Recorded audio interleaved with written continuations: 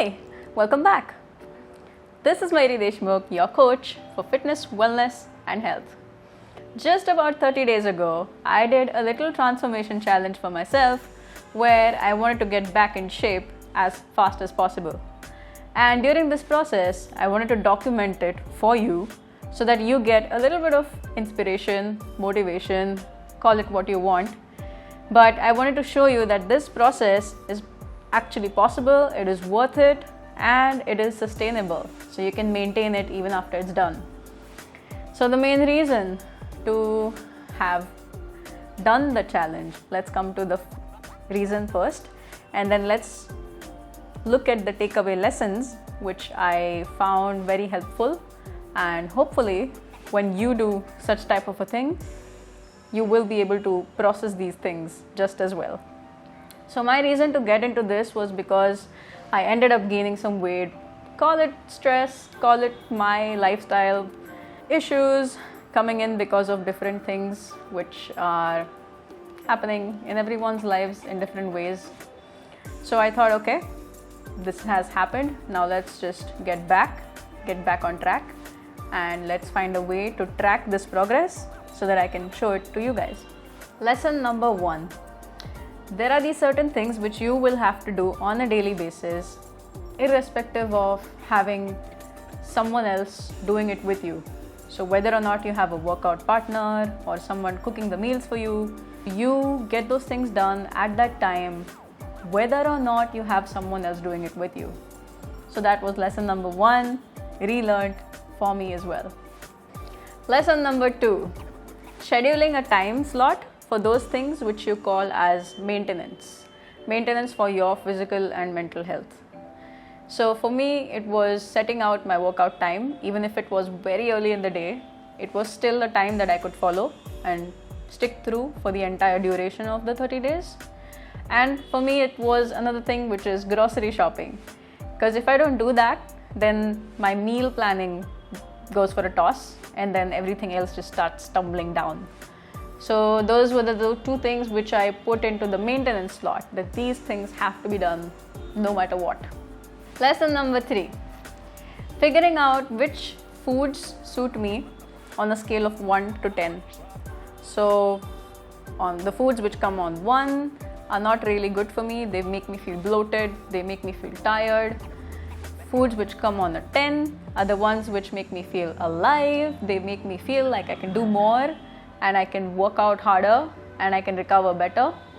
So let me be honest here, I don't always eat for functionality. I sometimes eat for pleasure, and I need to create these healthy boundaries where I can tell myself that, okay, this is enough. I mean, this is where you need to stop. And this is also important because food is a very social thing, and sometimes you end up eating things because you want them, not because you need them. But that is also a healthy part of life if you know where to stop. So yeah, that's super important to make yourself fit and to keep yourself fit. Number 4 is keeping a very rigid routine, but also easing it out once in a while.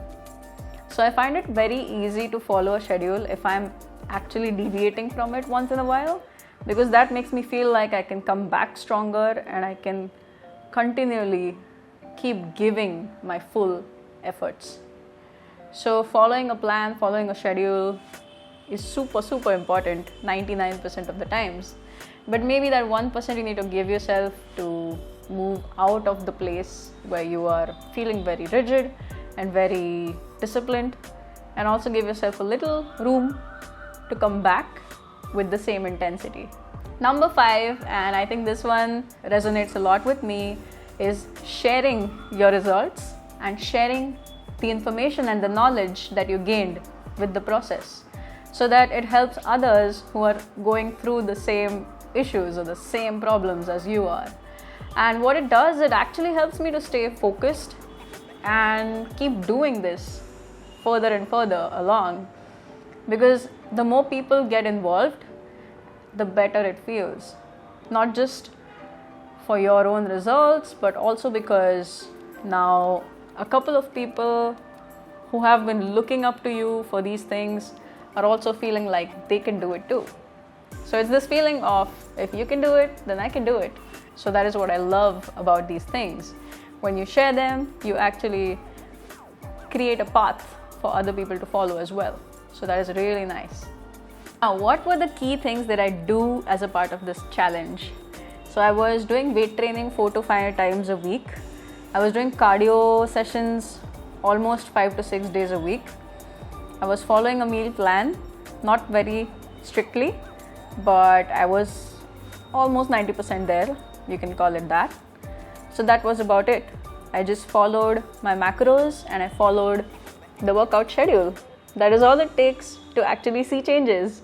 It is not something very complicated where you need to make spreadsheets and you need to calculate stuff and minus stuff and add stuff. No, it's not that. It's just being aware of how your body is doing on a day-to-day basis. Every single meal is something that you can look at as an opportunity to actually change your body from within, and that is something that I keep focusing on all the time. So during this challenge, that was my focus, how it felt and how I wanted the results to reflect as a result of this feelings, the positive feelings. In my opinion, taking up challenges like this can be very beneficial because you are focused and you are really planned out, like everything is laid out for you in that duration. So that is what makes the whole of a difference.